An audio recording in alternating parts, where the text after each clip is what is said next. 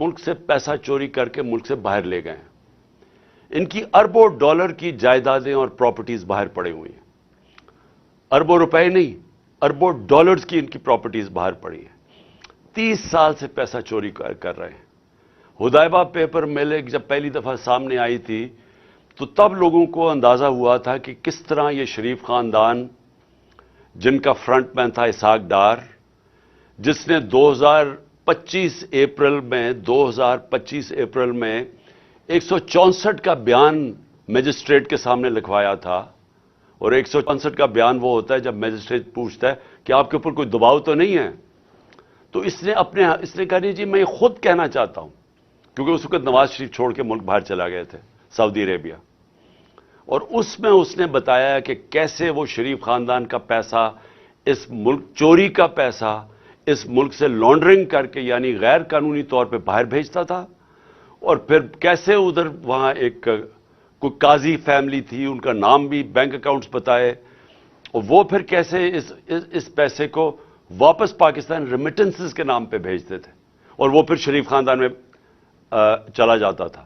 تو یہ تو پیسہ جو پاکستان آ جاتا تھا، جو پیسہ پاکستان نہیں آتا تھا اس سے پھر بڑے بڑے مے فیئر میں اپارٹمنٹس بھی لیے گئے، پھر ہائیڈ پارک میں بھی لیا گئے، پھر آف شور اکاؤنٹس بھی بنائے گئے۔ تو یہ آج سے 30 سال پہلے سے گیم چل رہی ہے، اور اس ملک کا پیسہ چوری کیا، ہنڈی حوالے سے باہر بھیجا، جس پیسے کی ضرورت پڑی وہ پاکستان منگوا لیا، جس طرح شہباز شریف نے ٹی کر کے پاکستان پیسہ جو ضرورت پڑتی تھی کہ کوئی گھر خریدنا ہے، کوئی کچھ کرنا ہے، کوئی وہ واپس آ جاتا تھا، باقی پیسہ ان کا باہر رہتا تھا۔ اب ان لوگوں کا جن کا پیسہ باہر پڑا ہوا ہے، ان کو کوئی فرق نہیں پڑے گا پاکستان ڈیفالٹ کرے گا۔ اگر ہمارا روپیہ گرے گا تو ان کا تو ڈالر میں پیسہ پڑا ہوا ہے، ان کو تو فائدہ ہے، اس لیے ان کو کوئی فکر نہیں ہے جدھر پاکستان جا رہا ہے۔ فکر آپ سب کو، ہماری طرح کے لوگوں جن کا کوئی باہر ملک سے انہوں نے میں نے جس نے 30 سال ملک سے باہر کمائی کی تھی، اور جو اسی کمائی سے فلیٹ بھی لیا تھا، جو سب کچھ بیچ کے آج اپنے ملک میں پیسہ، جن لوگوں کا جینا مرنا پاکستان میں، ان کے لیے یہ بڑا تشویشناک ہے کہ اگر ملک یہ ڈیفالٹ کی طرف چلا گیا، یہ سارے ہم جو پاکستان میں رہنے والے ہیں، یہ ہم سب کو بہت بڑا نقصان ہونے والا ہے۔ اس سے یہ ہوگا کہ کوئی باہر سے انویسٹمنٹ پاکستان میں نہیں آئے گی۔ جو ہمارے اپنے پاکستانی بھی پاکستان میں انویسٹ کرنا چاہتے ہیں، وہ کیوں اپنے ڈالروں کو روپے میں کنورٹ کریں گے جب روپیہ گرتا جا رہا ہے اور ان کو خوف ہے کہ آگے اور گرے گا؟ تو کسی نے اپنے وہ ڈالروں میں پیسہ رکھے، وہ کیوں کارخانے لگائیں، کوئی کیوں پراپرٹیز پاکستان میں لائیں؟ تو اس کے بہت دور کے اثرات پڑیں گے، منفی اثرات ہمارے ملک پہ پڑیں گے۔ تو لہٰذا میں اپنی پاکستانی قوم کے لیے آج یہ چیزیں رکھنا چاہتا ہوں کہ یہ ہمارے جو حالات ہیں، ہماری ساری قوم کو سمجھنا چاہیے کہ یہ ہمارے ملک سے کیا ہو رہا ہے۔ میں سب سے پہلے آپ کے سامنے یہ اعداد و شمار رکھنا چاہتا ہوں۔ میں چاہتا ہوں کہ میری ساری قوم یہ پہلے دیکھ لے کہ جب ہمیں یہ پاکستان ملا تھا 2018 کو، تو پاکستان کی تاریخ کا سب سے بڑا بیرونی ملک خسارہ تھا، کرنٹ اکاؤنٹ ڈیفیسٹ 20 ارب ڈالر کا۔ کبھی اس ملک کی تاریخ میں اتنا بڑا خسارہ کوئی چھوڑ کے نہیں گیا، اور یہ جب خسارہ چھوڑ کے گئے تو میں آپ کو ایک چیز سمجھانا چاہتا ہوں۔ میری کوشش یہ ہے کہ میں اپنی قوم کو اس کو آگاہ بھی کروں، اس کی تربیت بھی کروں، اس کو ایز آپ کا ایک بڑا ہو کے آپ کو ایجوکیٹ بھی کروں کہ یہ ہوا کیا ہمارے ملک سے۔ یہ جب خسارہ چھوڑ کے گئے تھے تو جو پٹرول، جو تیل ہے، جو اصل وجہ ہے کہ ہمارا جو خرچہ، ہمارے ڈالر کیوں کم ہوتے ہیں، کیونکہ ہماری جو سب سے زیادہ امپورٹ باہر سے ہوتی ہے، جو ہم باہر سے خریدتے ہیں، وہ ہے تیل، پیٹرولیم پروڈکٹس۔ تو ان کے دور میں تقریباً آدھی قیمت تھی تیل کی عالمی منڈی میں۔ جب ہماری باری آئی تو یہ سمجھ جائیں کہ یہ تیل کی قیمت، یہ جو جب کرونا کی وجہ سے سپلائی شارٹیجز ہوئے ہیں، تو ہمارے دور میں آخری وقت پہ $103 سے تیل گیا 115-20 ڈالر تک بھی پہنچا۔ تو جب تیل بڑھتا ہے تو پھر ہماری امپورٹس بڑھ جاتی ہیں، امپورٹس بڑھتی ہیں، ڈالرز ہمارے زیادہ خرچ ہوتے ہیں، ڈالر کم ہو جاتے ہیں. ڈالر جب کم ہوتے ہیں تو روپے کے اوپر پریشر پڑتا ہے اور ہمارے ریزرو پہ پریشر پڑتا ہے. تو اب یہ سمجھیں کہ یہ جو پاکستان چھوڑ کے گئے تھے اور ہم جو پاکستان چھوڑ کے گئے تھے، یہ جو ہمیں انہوں نے رجیم چینج پہ کیا تھا، تو اس وقت پاکستان کی 2022 میں 2021 میں پاکستان کے جو جی ڈی پی دولت میں اضافہ ہو رہا تھا وہ 5.7% تھا، اور جو ہمارا 2022 تھا، چوتھا سال تھا، اس میں 6% تھا. 5.7 اور 6% پاکستان کی تاریخ میں یہ صرف اور صرف اگر اس طرح کی پاکستان کی جی ڈی پی گروتھ ہوئی یا دولت میں اضافہ ہوا، یہ مارشل لاز میں ہوا تھا، ایوب خان کے زمانے میں یا جنرل ضیاء کے زمانے میں اور جنرل مشرف کے زمانے میں. یہ کیوں ہوا تھا ان کے دور میں؟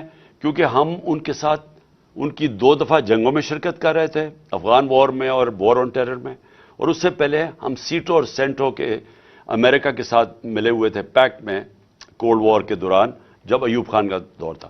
صرف ان دوروں کے اندر ہماری گروتھ ریٹ اس سطح پہ پہنچی تھی کیونکہ امریکہ سے ڈالرز مل رہے تھے پاکستان کو. یہ واحد گورنمنٹ ہے جو امریکہ کے ڈالرز نہ ملنے کے باوجود اس نے 5.7 اپنے تیسرے اور 6.8 پہ ہماری اکانومی گرو کی. اور یہ یاد رکھیں کہ اس میں 2 سال کرونا آیا تھا جو ایک ایسی وبا تھی جس نے دنیا کی اکانومیز کو تباہ کر دیا تھا. ہندوستان کے حالات دیکھیں، ان کی منفی میں چلی گئی تھی گروتھ ریٹ. ایران کا دیکھیں جو ہمارے نیبرز کی بات کر رہا ہوں دنیا میں، اور ابھی تک اس کے اثرات ہیں وہ کرونا کے. تو ہمارے دور میں اس کے باوجود کہ کرونا تھی اور یہ یاد رکھیں کہ دنیا نے اکنالج کیا تھا کہ پاکستان وہ 3 ٹاپ ملکوں میں جس نے سب سے بہترین طور پہ کرونا کو مینج کیا. اور اس کے ثبوت کیا ہے کہ ہم نے اپنی اکانومی بچا لی، اپنے غربت بچا لی، اپنے روزگار بچایا لوگوں کا، اور ہمیں اپنی انڈسٹری بچا لی، اور ہم نے یہ 5.7 اور 6% پہ گرو کیا. ہماری ریکارڈ ریمیٹنسز تھی، بیرون ملک پاکستانی کو سب سے زیادہ ہمارے پہ اعتماد تھا. 31 ارب ڈالر کی انہوں نے ریمیٹنسز بھیجی جو ریکارڈ تھا. نون لیگ کی دور میں 19.6% ریمیٹنسز تھی. ہم نے ادھر سے لے کے گئے 3.5 سال میں 32 ارب ڈالر پہ. ہمارا جو ڈیفیسٹ چھوڑ کے گئے ہم، اس کے باوجود کہ تیل کی قیمتیں ریکارڈ پرائس پہ تھی، ساری چیزیں مہنگی ہو گئی کرونا کی وجہ سے، سپلائی شارٹیجز کی وجہ سے، اس کے باوجود ہم جو جی ڈی پی چھوڑ کے گئے تھے کرنٹ اکاؤنٹ بیرونی ڈیفیسٹ وہ 4% تھا. نون لیگ چھوڑ کے گئی تھی 5.8%، جب تاریخی سب سے کم تیل کی قیمتیں تھیں. ہماری گندم 27.5 ملین ٹن ہماری گندم تھی جو کہ ریکارڈ تھا پاکستان کی تاریخ میں. ہماری جو چاول تھا وہ 9.3 ملین ٹن تھا جو ریکارڈ تھا. ہمارا جو مکئی تھی وہ 9.6 ملین ٹن تھی، وہ ریکارڈ تھی. اور ہماری آخری سال میں جو گنا تھا وہ تقریباً 90 ملین ٹن تھا جو کہ ریکارڈ تھا. جو ان کی بجلی کی جنریشن تھی، اب یہ سمجھیں انہوں نے بجلی جو کانٹریکٹ سائن کیے تھے پاور جنریشن کے نون لیگ نے، اس میں یہ تھا کہ اگر ہم بجلی خریدیں یا نہ خریدیں ہمیں کیپیسٹی پیمنٹس پہ دینے پڑتے تھے. یعنی ایک بجلی گھر کو جو انہوں نے جب ان کو کانٹریکٹ دے دیا، انہوں نے جو سیٹ اپ کیے، اس میں سے اگر پاکستان بجلی خریدے یا نہ خریدے پیسے پورے دینے پڑتے تھے، جس کو کیپیسٹی پیمنٹس کہتے ہیں. تو اس کے لیے اگر آپ جب تک ہم بجلی، اور انہوں نے اتنے زیادہ بنا دیے، کیپیسٹی اتنی زیادہ کر دی، ہمارے پاس ملک کے پاس طور طریقہ ہی نہیں تھا وہ بجلی استعمال کرنے کا. ہمارے میں کیپیسٹی نہیں تھی، پیسے ہم پھر بھی ان کو دے رہے تھے. تو اس کا مطلب بجلی کی کنزمپشن بڑھائی جائے تاکہ ہم کم از کم ہمارے پاس آمدنی آئے وہ ان کو پیسے دینے کی. تو انہوں نے 80 ملین یونٹس ان کے دور میں تھے. ہم اس کو لے کے گئے 116 ملین یونٹس پہ اپنے دور میں، بلین ڈالر، بلین یونٹس میں، مطلب ارب یونٹ، 116 ارب یونٹس میں۔ انہوں نے کوئی اپنی اس دور میں ڈیم نہیں بنائی۔ ہم نے 6 ڈیمز کا شروع کیا، جس میں 2 بڑی ڈیمز تھی، یہ 50 سال کے بعد ہم نے شروع کیا۔ ہم نے ہیلتھ کارڈ کیا، جو دنیا اکنالج کرتی ہے کہ ایک لانسٹ میگزین ہے جو دنیا کی سب سے بڑی ہیلتھ ایشوز کے اوپر میگزین آتی ہے، جو سب سے ریسپیکٹڈ ہے، اس میں انہوں نے ہماری تعریف کی کہ جو پاکستان ہیلتھ کارڈ لے کے آیا ہے، یہ ہمارے سے بڑے امیر ملکوں کے اندر بھی اس طرح کی لوگوں کے لیے، عوام کے لیے ہیلتھ انشورنس نہیں تھی جو ہم لے کے آئے۔ ہمارا جو اساس پروگرام تھا وہ انٹرنیشنلی اکنالج ہوا۔ وہ جو کارنل یونیورسٹی تھی، انہوں نے اسٹینفورڈ یونیورسٹی کی ریسرچ نے کہا کہ پاکستان ایک فلائی ریاست کی طرف جا رہا ہے، جو ہمارا اساس پروگرام تھا۔ اور ہماری جو بلین ٹری سونامی تھی، جو ہم درخت لگانے کی کیمپین شروع کی ہوئی تھی، یہ انٹرنیشنلی اکنالج کیا گیا۔ یہ بورس جانسن، برطانیہ کے پرائم منسٹر، میرا نام لے کے یونائٹڈ نیشنز میں تعریف کی کہ پاکستان ایک باقی ملکوں سے آگے نکلا ہوا ہے یہ موسم کی تبدیلی کی فائٹ کے اگینسٹ۔ اور اب میں آتا ہوں کہ ہوا کیا پاکستان سے۔ میں جو یہ آج میری پریس کانفرنس ہے، اس کا مقصد یہ ہے کہ رجیم چینج ہوا۔ یہ جب میں آپ کو اعداد و شمار دے رہا ہوں، یہ پاکستان کی جو اکنامک سروے آف پاکستان ہے، اس میں یہ شائع ہوئے ہیں، اور میں یہ پھر سے کہوں کہ یہ اس حکومت نے شائع کیے ہیں، یہ ہمارے دور کی اکنامک سروے میں شائع نہیں ہوئے۔ تو یہ جو میں آپ کو دے رہا ہوں اعداد و شمار، یہ ہماری ہر سال کی جو اکنامک سروے نکلتی ہے اس میں سے میں آپ کو فگرز دے رہا ہوں۔ اب دیکھیں ہوا کیا، ووٹ آف نو کانفیڈنس آ گئی۔ جس دن ووٹ آف نو کانفیڈنس آئی تو 178 روپے کا ڈالر تھا۔ آج اوپن مارکیٹ کے اندر 250 روپے کا ڈالر نہیں مل رہا۔ آج آفیشل ریٹ ہے 224 روپے ڈالر کی۔ 250 روپے کے اندر ڈالر آج پاکستان میں نہیں مل رہا۔ جو بڑی امپورٹنٹ چیز آپ کے لیے سمجھیے، لارج سکیل مینوفیکچرنگ انڈسٹری۔ ملک کی دولت کے اندر اضافہ کیسے ہوتا ہے؟ جب آپ کی انڈسٹری بڑھے، انڈسٹری بڑھتی ہے، روزگار ملتا ہے، آپ کے پاس چیزیں آتی ہیں لوگوں کو بیچنے کے لیے، ایکسپورٹ کرنے کے لیے۔ تو یہ ایک بیسک چیز ہوتی ہے جس سے ایک ملک کی دولت میں اضافہ ہوتا ہے، ویلتھ کریشن ہوتی ہے۔ ہمارا جو آخری مارچ کا مہینہ تھا، 27% پاکستان کی لارج سکیل مینوفیکچرنگ میں گروتھ ہوئی، اس میں اضافہ ہوا۔ اور یہ کتنے سالوں کے بعد پاکستان کی انڈسٹری اسی طرح ریوائیو ہوئی۔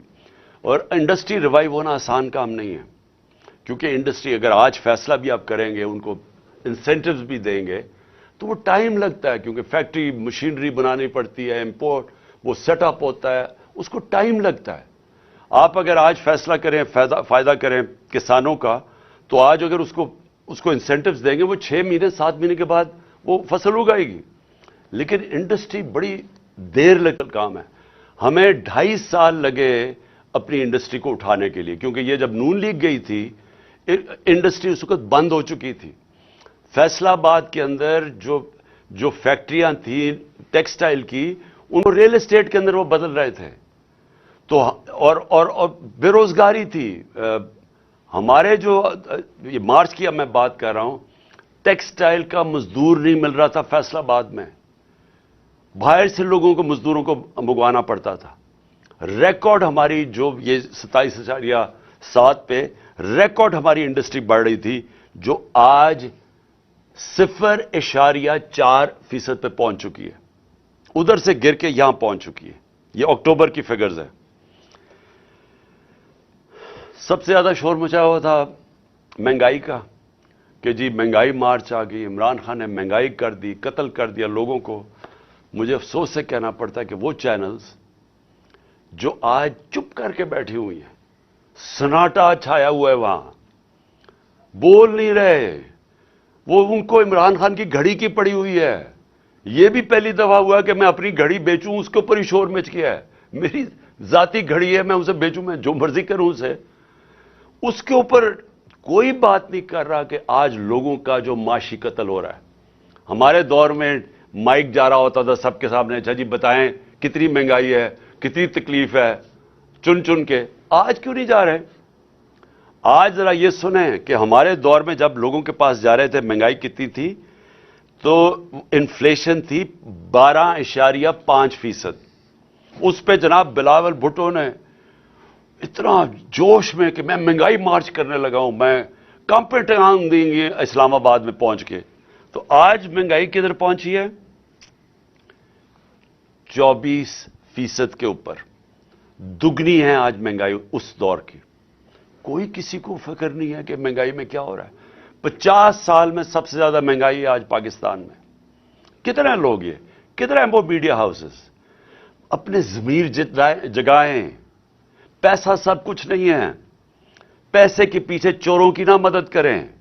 اس ملک میں چوروں کا نہ بچائیں اپنے پیسے ضمیر بیچ کے. آج دگنی مہنگائی ہے. اور کون سی قیامت آ گئی کہ تب سے اور اب میں کتنا مہنگائی اصل تو ہوئی تھی تیل کی وجہ سے. ہم کیوں پھنسے ہوئے تھے؟ امپورٹڈ مہنگائی تھی. دنیا میں تیل کی قیمت بڑھ گئی تھی کرونا کی وجہ سے, سپلائی شارٹیجز تھے. تو آج انٹرنیشنل مارکیٹ میں تیل کی قیمت کیا ہے؟ $80 سے بھی نیچے آ گئی ہے. آج $70 اور $80 کے بیچ میں قیمت ہے. ہمارے دور میں $103 سے $115 تک تیل کی قیمت تھی, جس کی وجہ سے ہمیں مشکل پڑی ہوئی تھی مہنگائی روکنے کے لیے.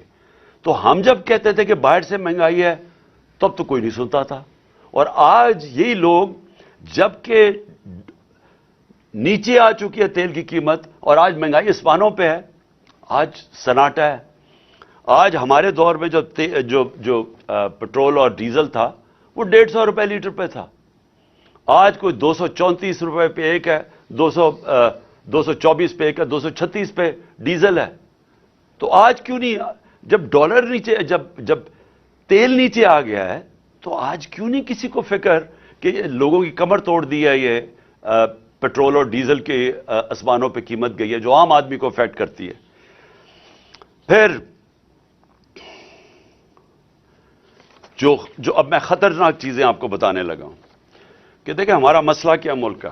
ہمارا مسئلہ یہ ہے کہ یہ جو 2 خاندان 30 سال سے بیٹھے ہوئے تھے اور اس سے پہلے ملٹری ڈکٹیٹرز تھے, 60 کی دہائی کے بعد کبھی کسی پاکستان کی حکومت نے زور نہیں لگایا ایکسپورٹس بڑھانے میں. جب تک آپ ایکسپورٹس نہیں بڑھائیں گے ڈالرز ملک میں کیسے آئیں گے؟ نون لیگ کے پچھلے 5 سال میں ایکسپورٹس 0 بڑھی ہیں. 5 سالوں میں ان کی ایکسپورٹس نہیں بڑھی. تو جب ایکسپورٹس نہیں بڑھیں گی, مجھے آج تک یہ نہیں سمجھ آئی کہ ملک کی دولت میں کیسے اضافہ ہوگا. کیسے ایشیا ٹائیگر بنا دیں گے تو لاہور کو پیرس میں بنا دیں گے. جب تک آپ کی ایکسپورٹس نہیں بڑھیں گی وہ ملک کبھی بھی وہ ترقی نہیں کر سکتا, اس کی دولت میں اضافہ نہیں ہو سکتا. چائنا جو آج ایک اکنامک سپر پاور ہے, انہوں نے اپنی ایکسپورٹس آج ان کی پتہ نہیں $2,000 ارب کی ایکسپورٹس ہیں. ہماری آج ایکسپورٹ جب ہمیں ملا تھا پاکستان تو $24 ارب کی ایکسپورٹس تھی 22 کروڑ پاکستانیوں کی, اور ہمیں فخر ہے کہ ہم اس کو لے گئے $33 ارب پہ, کیونکہ وہ بھی بڑا زور لگا کے, کیونکہ کرونا تھا. کرونا کی وجہ سے دنیا بند ہوئی تھی, 2 سال تو چائنا بند رہا ہے, تو اس کے باوجود ہم $33 ارب. تو ایکسپورٹس کے اوپر کبھی کسی نے زور لگایا نہیں ہے. تو آج پاکستان کے اندر جو خوفناک بات کیا ہے کہ ہماری ایکسپورٹس گرنی شروع ہو گئی ہے. جو ہماری ایکسپورٹس بڑھ رہی تھیں اور جو ریکارڈ پہ پہنچی تھی, اور ہمارا خیال تھا کہ اگر ہم رہتے تو وہ $38 ارب پہ پہنچ جانی تھی, وہ اب ہر مہینے 18% ایکسپورٹس پاکستان کی گر رہی ہیں. تو بجائے دولت میں اضافہ ہونے کے وہ نیچے آ رہا ہے. جو ہماری ریمیٹنسز ہیں, جو ہمارا جو اوورسیز پاکستانی پیسے بھیجتے ہیں, ایک تو ان کو اعتماد نہیں ہے اس حکومت پہ, دوسرا اور وہ ہے کہ ہمارا روشن ڈیجیٹل اکاؤنٹ جس میں اوورسیز پاکستانی پیسے وہ کم ہونے شروع ہو گئے ہیں. پاکستانیز نے اپنا پیسہ نکالنا شروع کر دیا اوورسیز پاکستانی نے. اور دوسرا کہ جب اتنا بڑا فرق آ جائے آفیشل ڈالر کی ریٹ میں اور مارکیٹ ریٹ میں، تو وہ تو ایک دم سیدھا ہی اس کا فرق پڑے گا ریمیٹنسز میں. تو جب ڈالر ہمارے ملک میں کم آنے شروع ہو جائیں تو اس سے سب سے بڑا سوال یہ ہوتا ہے کہ اب ہم اپنے قرضوں کی قسطیں کیسے ادا کریں گے. اگر ہم جو کوشش پوری پالیسی تھی کہ ڈالرز ہمارے بڑھیں، ریمیٹنسز بھی آئیں اور ایکسپورٹس ہماری بڑھیں جو بڑھ رہی تھی، اور پھر ہماری کوشش یہ تھی کہ آئی ٹی کی ایکسپورٹس بڑھائیں جو 75% ہم نے بڑھائی تھی، جو فیوچر ٹیکنالوجی کا ہے. اور اس کے علاوہ جو انویسٹمنٹ لے کے آنی تھی، جو ہم نے اسپیشل اکنامک زونز بنائے ہوئے تھے جدھر سے ہم نے انویسٹمنٹ لے کے آنی تھی، اور چائنا سے ہماری بڑی آگے بات چل چکی تھی.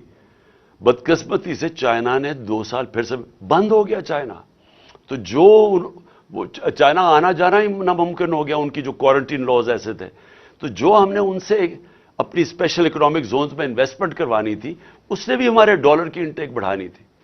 تو اب نہ انویسٹمنٹ آ رہی ہے، ایکسپورٹس ہماری نیچے جا رہی ہیں، ریمیٹنسز ہماری نیچے جا رہی ہیں، ڈالرز ہمارے کم ہو رہے ہیں، قرضے ہمارے بڑھتے جا رہے ہیں.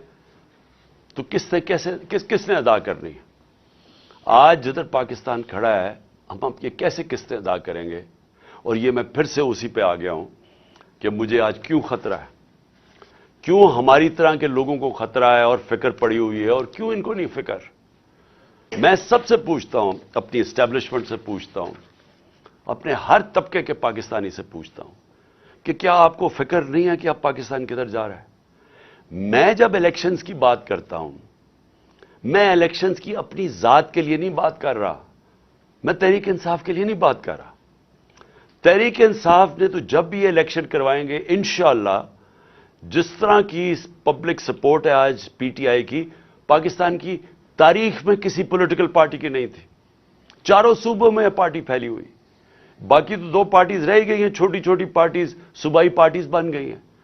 تو انہوں نے تو جب بھی الیکشنز ہو ہم نے جیتنا ہے. تو ہمیں یہ نہیں فکر کہ اگر الیکشن ٹائم پہ ہوں گے تو ہمیں کوئی فرق پڑ جائے گا. مجھے خوف آ رہا ہے کہ جتنی دیر اب یہ گورنمنٹ چلے گی، اس ملک کا جو معاشی بحران ہے وہ بڑھتا جائے گا. اور وہ کیوں بڑھے گا؟ کیونکہ جب تک ملک میں پولیٹیکل سٹیبلٹی نہیں آتی، سیاسی طور پہ ملک میں استحکام نہیں آتا، تو معاشی طور پہ تو استحکام آ ہی نہیں سکتا. ساری دنیا کی کامن سینس ہے کہ معیشت تب ترقی کرتی ہے جب سرٹنٹی ہوتی ہے، جب استحکام ہوتا ہے. میں اگر آج بزنس مین ہوں، میں آج ایک انویسٹر ہوں، میں تو تب پیسہ لگاؤں گا جب مجھے پتا چلے گا کہ یہ 4-5 سال کی حکومت چل رہی ہے، اور میرا آج اگر پیسہ لگاؤں گا تو 2-3 سال کے بعد جب مجھے اس کا نفع آنا شروع ہوگا. مجھے جب یہی نہیں پتا کہ 6 مہینے میں کیا ہوگا اور اگلے 8 مہینے میں کیا ہوگا، کون پیسہ لگانے لگا ہے؟ اوپر سے پاکستان کی، جس طرح میں نے کہا، جب کریڈٹ ریٹنگ ہی گر گئی ہے، جب پاکستان کے رسک ڈیفالٹ اتنی 100% تک پہنچ چکی ہے، تو کسی نے پیسہ ہی نہیں دینا. نہ کسی کمرشل بینک نے پیسہ دینا ہے، نہ کسی انویسٹر نے آنا ہے. تو یہ تو ان کے پاس تو اب کوئی روڈ میپ ہی نہیں ہے. ان کی تو صرف اب ایک کوشش ہو رہی ہے، اور کوشش ان کی اب آج کیا ہے؟ کوشش بڑی سیدھی ہے. کوشش ہے کہ نہ میچ اب یہ کھیل نہیں سکتے. 36 جو بائی الیکشنز ہوئے تھے ان میں سے 29 پاکستان پی ٹی آئی جیت گئی ہے. اس کے باوجود کہ ان کے پاس پوری اسٹیٹ مشینری تھی، ان کے ساتھ پورا جو اس ملک کی الیکشن کمیشن ہے، جس نے بے شرمی سے جس طرح انہوں نے ان کی مدد کی، اور اسٹیبلشمنٹ ان کے ساتھ تھی. ہمیں کہا گیا تھا نا جی سلیکٹڈ ہے، تو اب تو کسی میں شک نہیں ہونا چاہیے نا کہ کون سلیکٹڈ ہے. جس کے ساتھ، ان سب کے ساتھ، سارے ملک کے جو بھی اس ملک کے پاور ہاؤسز تھے وہ ان کے ساتھ کھڑے تھے. اس کے باوجود 75% by elections P T I جیتی ہے. اب اس خوف سے انہوں نے الیکشن نہیں کروانے. نواز شریف وہاں باہر بیٹھا ہوا ہے، اس نے وہ الٹا لٹک جائے گا، الیکشن نہیں کروائے گا، کیونکہ اسے پتا ہے الیکشن میں رزلٹ ان سے بہت برا ہونا ہے. لہٰذا یہ ڈیلے کرنا چاہتے ہیں. ان کی تو اگر کوشش ہو تو یہ تو اس سے بھی آگے جانا چاہتے ہیں. تو اگر یہ الیکشن نہیں ہوگا तहरीक इंसाफ का नुकसान नहीं होने लगा, मुल्क का नुकसान हो रहा है। मुल्क जिस तेजी से नीचे जा रहा है, मुझे छोड़ें, बाहर के कोई भी इंडिपेंडेंट जो माइशत के तज्जियाकार हैं, किसी से पूछ लें। ये जो मूडीज और फिच जो क्रेडिट रेटिंग करते हैं दुनिया में मुल्कों की, क्या वो तो हमारे साथ नहीं है जो कह रहे हैं कि आज पाकिस्तान की रेटिंग बिल्कुल नीचे गिर चुकी है?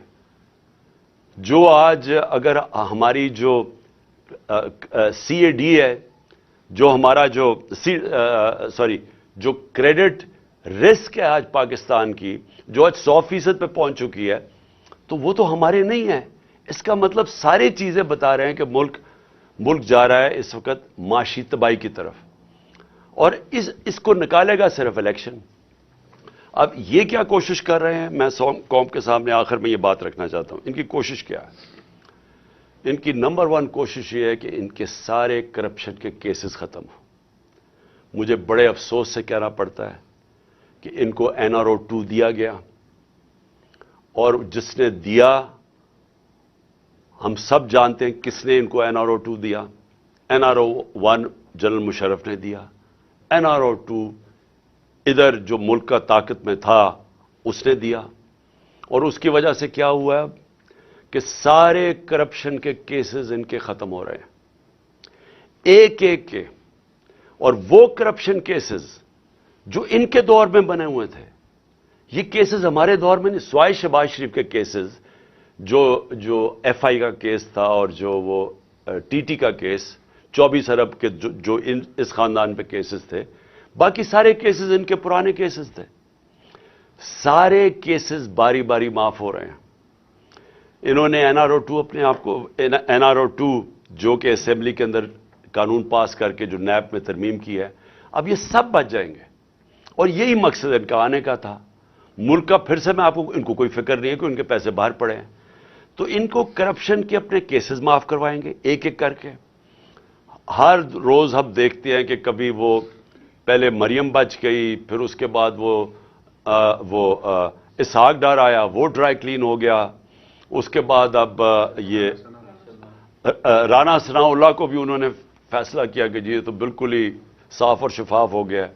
और फिर अब सलमान शहबाज साहब लंदन से वापस आ रहे हैं, जो कि मफरूर था। किस चीज़ पे मफरूर था? क्योंकि ये इसकी कंपनी थी रमज़ान का, ये डायरेक्टली उसका CEO या डायरेक्टर था। 16 अरब रुपए के इन्होंने नौकरों के नाम पे पैसा लिया और इनकी फैमिली में डिस्ट्रीब्यूट हुआ। कोई भी दुनिया में इस केस में नहीं बच सकता था, और वो इसलिए एकदम जब उसे पता चला वो बाहर भाग गया। और अब वो वापस आ गया है क्योंकि वो भी ड्राई क्लीन होगा। 4 गवाह मर चुके हैं जैसी इनकी हुकूमत आई। 4 गवाह उस केस में, मकसूद चपरासी वाले केस में मर चुके हैं। मकसूद चपरासी भी बेचारा मर चुका है, डॉक्टर रिजवान भी मर चुके हैं जो इन्वेस्टिगेटर थे। तो उधर से भी पाक हो जाएंगे अब, इसलिए वो वापस आ गया है। और जो TT के केस हैं, जो इन्होंने फलूद वाला और वगैरह के नाम और पता नहीं चीनी वाला के नाम पे, जो कभी पाकिस्तान से बाहर भी नहीं गए थे, इन्होंने उनके पासपोर्ट लेके तो अरबों रुपया उनके नाम पे पाकिस्तान मंगवाया। वो भी अब सारे केसेस में ड्राई क्लीन हो जाएगी, क्योंकि नैब का अपना ऊपर आदमी इन्होंने रख दिया है। FIA का इन्होंने अपना दोनों अदारे तबाह कर दिए हैं सिर्फ अपने आप को बचाने के लिए। और बाकी इन 2 इदारों का ये काम अब है कि क्यों ये टाइम चाहते हैं। ये टाइम इसलिए चाहते हैं कि तहरीक इंसाफ के ऊपर केसेस किए जाएं, इमरान खान को डिस्क्वालीफाई किया जाए। केसेस ढूंढो, किसी तरह इसको डिस्क्वालीफाई किया जाए। अपना इन्होंने एक बददियानतदार इलेक्शन कमिश्नर बैठाया हुआ है।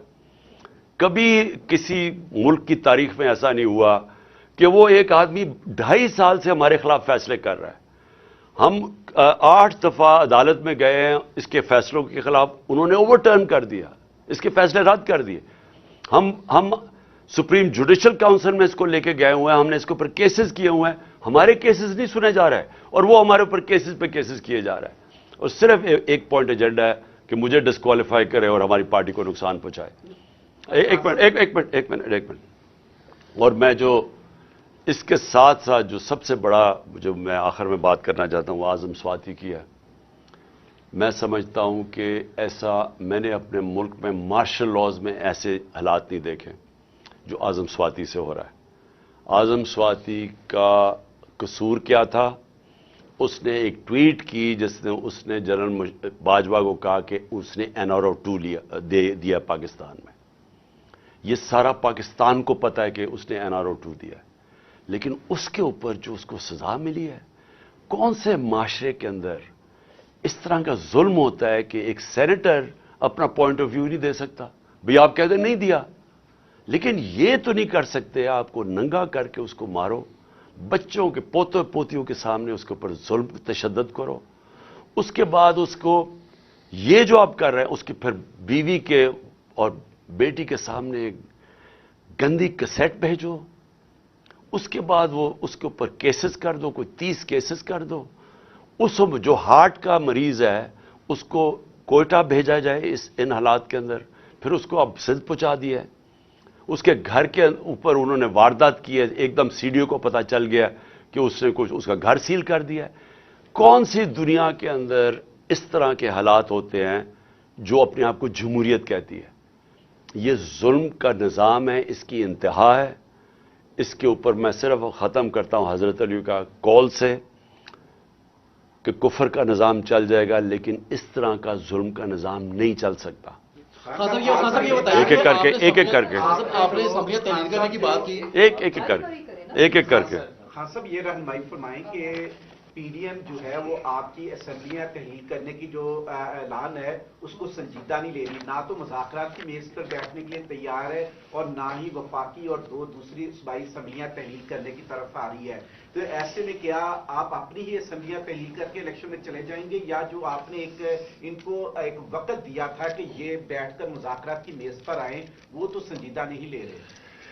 دیکھیں اسی کے ساتھ آپ نے یہ بات کی ہے کہ کافی الیکشن تاخیر سے کروانا چاہ رہے ہیں اور یہ بالکل نظر بھی آ رہا ہے کہ وہ ابھی لیٹ کرنا چاہ رہے ہیں۔ خان صاحب اس پہ آپ کی پارٹی کا کیا موقف ہوگا؟ کیا آپ کوئی اگریسو موڈ کے اندر آگے آئیں گے احتجاج میں، یا جیسے ابھی آج کل ہلکا پھلکا ہلکے مختلف کانسٹیچوئنسیز کے اندر احتجاج کر رہے ہیں، یہ جاری رکھیں یا کوئی بڑی کال دینے جا رہے ہیں آپ آگے؟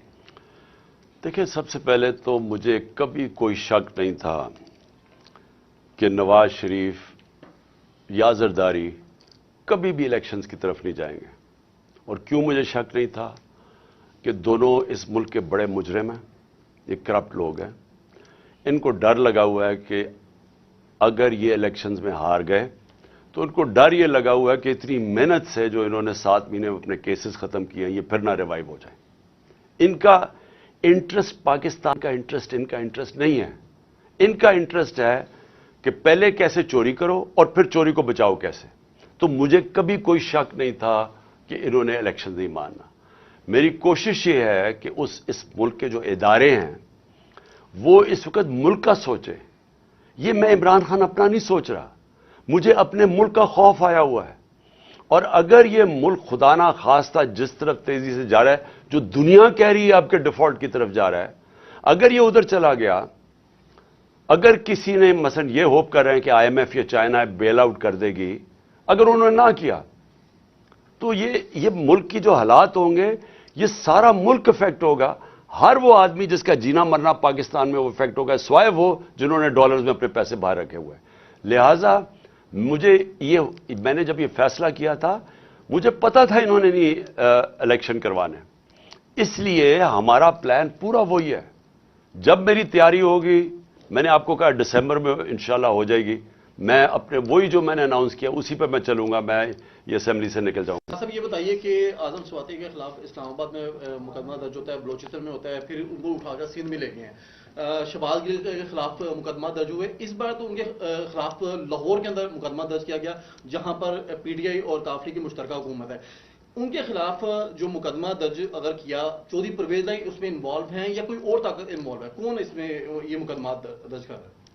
دیکھیں، میں اس پہ چیک کروں گا کہ یہ جو شہباز گل کے اوپر مقدمہ ہوا اس کے پیچھے کون ہے۔